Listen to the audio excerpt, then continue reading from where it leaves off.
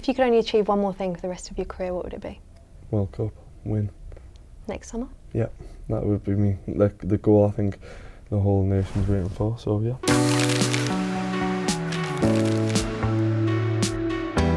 Well, Jordan, let's start with football. What does it mean to you? That's all I know really. As a young kid, played since I was 5-year-old, so grew up being a football fan, then having the opportunity to become a footballer, which was like every kid's dream, and there's only so many people that can achieve that dream, so it's like a massive honour, and like I take it with a lot of pride that I've become a footballer. Did you always think you'd be a goalkeeper? When you picked up that ball aged 5, were you picking it up with your hands or with your feet? No, I was always in goal. Yeah, I was really? in goal from a young age. So my first memories was being in goal. I don't know if I was messing about as a young kid before that, but I just remember playing with my brother and his mates on the street, and I was in the goal on the concrete. Then when my brother was playing for the district at the time, there was a team training and they needed a keeper, so I just went in goal, and that was pretty much the start of me. A keeper playing on concrete as well? I'm daft, aren't I? So, yeah. Who was your hero, your childhood idol? Yeah, when I was watching football, it was like Kevin Phillips and Tommy Sorensen from the West Sunderland when I was young, but as I started getting older, I'd say Wazza and Joe Hart.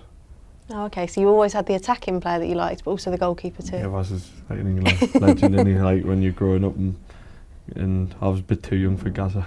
What was it like when you first joined Sunderland? Because you were a boyhood Sunderland fan, weren't you? That must have been the absolute dream. Yeah, so I was at Sunderland from development squad 7, 8, then got the first contract under 9, so then you had to do well every year to keep getting another year. So once I joined and going to the games, you're playing every Sunday for them. It was mint, but it was probably a bit when you were getting a bit older, 14, 15, where you get that realisation that you've got an opportunity. Yeah, was there ever a moment where you thought, I could make this here? It started at a younger age now, but when I was growing up you used to get day release 1 day a week on a Tuesday, and so you have the full day at training. That's the dream, isn't it? Yeah, you still had to do in hours work, which was horrific. But 14, 15, I got invited to do Thursday morning at Sunderland and train with the youth team at 15. So I used to have a day and a half off school. So that's when I kind of thought I need to start. I was sticking in properly then. You didn't have it easy all the time at Sunderland, going on a lot of loans, but then you did make it here to Everton. What was that move like for you? The loans, I would say now, if any goalkeeper can have an opportunity to go out on loan and play in the leagues or low leagues, will be more beneficial than playing the youth team football or the... Why is that? Because you're playing a proper game, and it means, I know playing football you want to win every game, but there's a lot more pressure that you thrive off, and you learn, mature more as a keeper quicker, decision making and stuff. That's probably the best thing that's happened to me going on all them loan moves. I'll never forget when I was on loan at Preston, I was doing really well, and Big Sam called me back and gave me a new contract and made me debut in the FA Cup against Arsenal in the same week. The week later, I didn't expect to play there. I made my Premier League debut and sat on the bench for that rest of the season, but another good experience as well. But then the year after, Vito Minoni got injured, and that's where I had the opportunity and I had to grab it with both hands, and which I did, and it was with this manager who gave me the opportunity.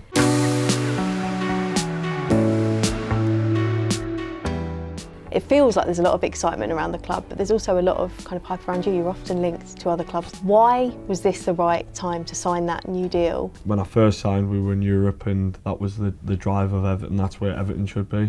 And we had the 2 or 3 years where a bit of a roller coaster ride and weather them storms, and now it's all looking positive, and the club's going in the right direction, and you see with the signings the club's made and the drive we've got this season to improve, and it comes from the top of the club. I think you'll see a lot more positive results and us pushing higher up in the table. You want to be playing in the Premier League, and I've got that opportunity for Everton. What are the ambitions of Everton this season?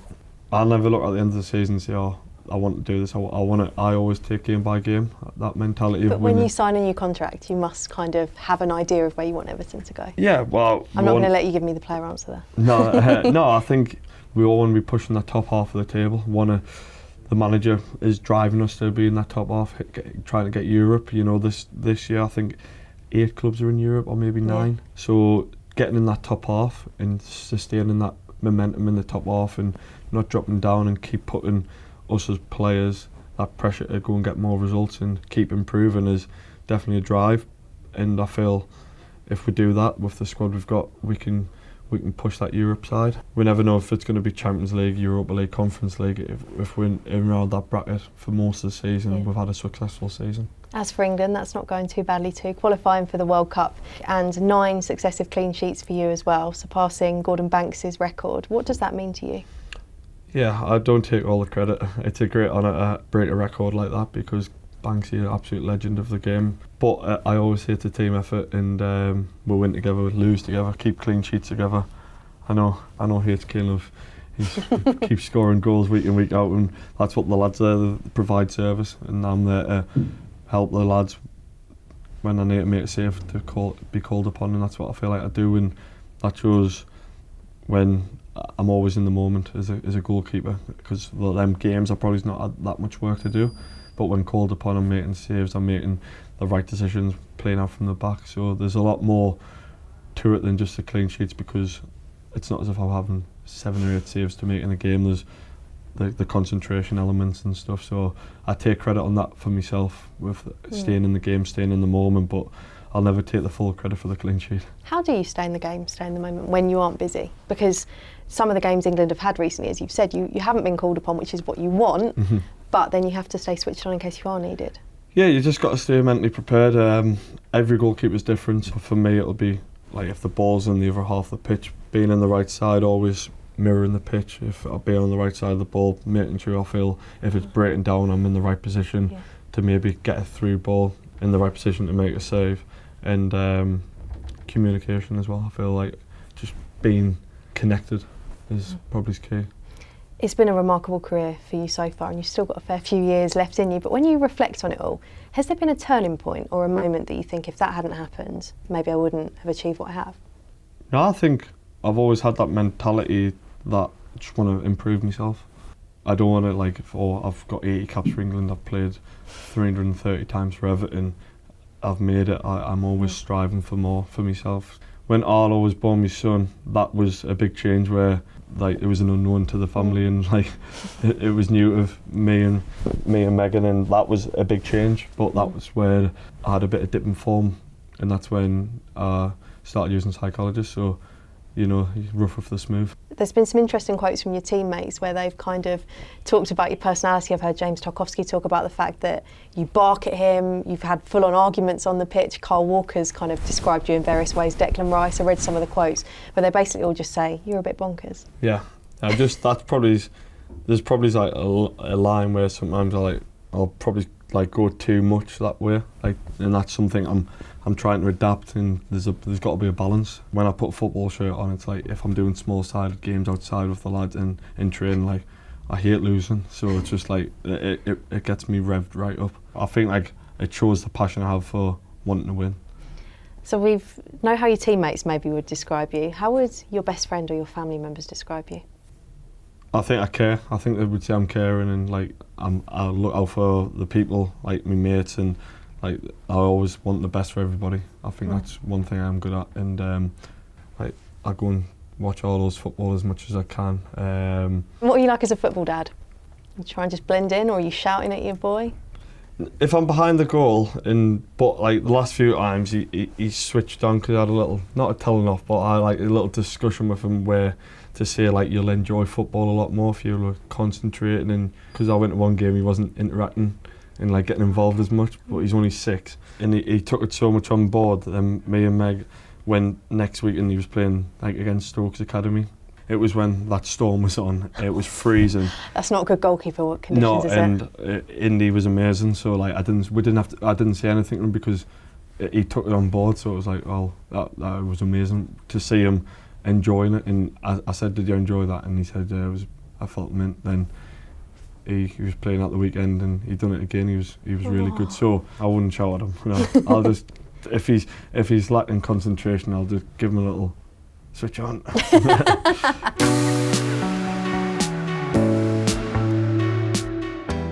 What was it like growing up in your house at home when you were a kid? Mad. That was mad. No, it was.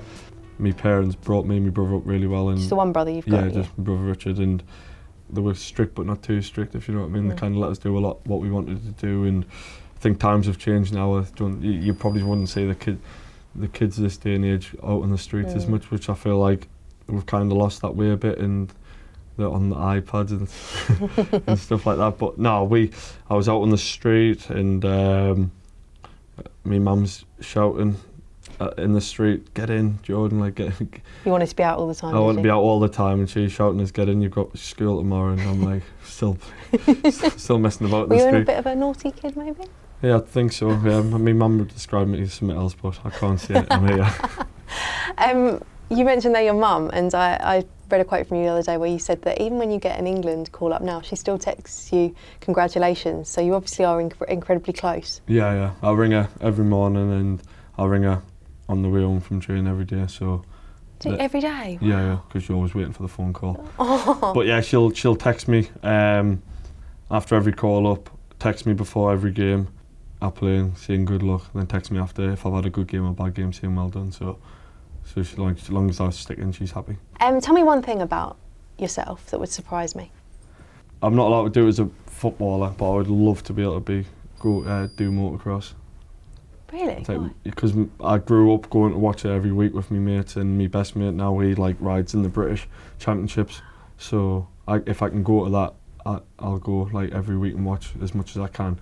If I could do it, I would, but the strict rules in your contract is you're not allowed to do any activities like that. But that's probably one thing in my life I would love to have done. Is that a big passion of yours? Yeah, because I've went from such a young age and was staying motorhomes, caravans at the racetrack when we were kids, and it was mint. The adrenaline I get from watching my mates on the start line and the gear drops, didn't get the first corner, get the whole shot. It's not like F1. It's like everyone's on the street. The adrenaline I get, and if they get a good start, and I'm proper leaning over, cheering them on and stuff, proper fan. But it's me. Do you ever get spotted there? Yeah, I get spotted, but it doesn't bother me. I'm literally leaning over the fence, pushing them on to try and do better. But it gives me proper adrenaline.